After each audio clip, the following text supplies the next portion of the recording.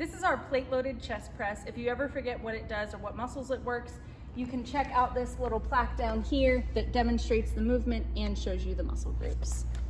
For this machine, you do have an adjustable seat, and you're going to want to find a height that where you bring your hands to your shoulder height, that these handles would fit right in your hand. So it's actually a little high for me.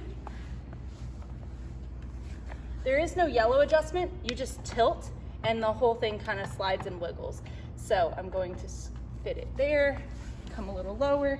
Now my hands are at shoulder height and they're fitting right at the handles. When you use it without any additional weight, that's not going to feel as challenging. The thing about it being plate loaded means that we're going to add weight on each side here. Our weight stack is nearby. Go ahead and grab whatever you're looking for. In this case, I'll add 10 pounds on each side.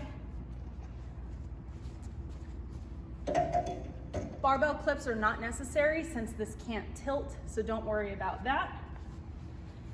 Once we're all adjusted, go ahead and sit your hands in the handles and push forward and release. You do have the option to do single arm chest press on this machine if you'd like.